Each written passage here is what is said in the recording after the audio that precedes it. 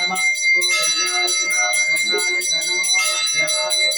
वदन्ताय नमः गण्याय बुद्धियाय नमः अभ्याय गण्याय नमः धान्याय श्रियाय गण्याय नमः ज्योत्याय धान्याय नमः गण्याय भक्ताय नमः श्रवाय गाय विदराय नमः देव्याय गोव्याय नमः आर्याय भार्याय नमः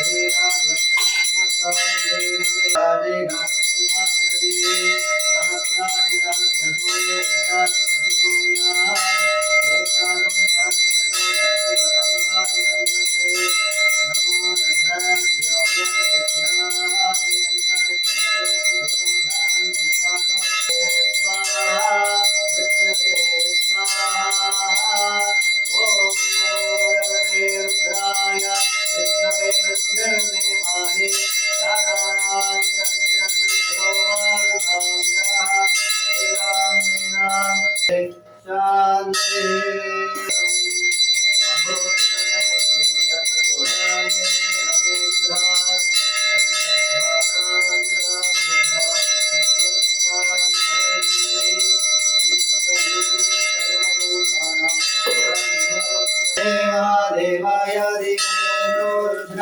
प्रचोदयात् नमस्ते अस्तु भगवान् विश्वेश्वराय महादेवाय त्र्यम्बकाय त्रिपुरान्तकाय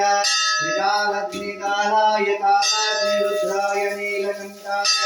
मृत्युञ्जयाय सर्वेश्वराय सदाशिवाय श्रीमन्महादेवाय ते नमो नमः।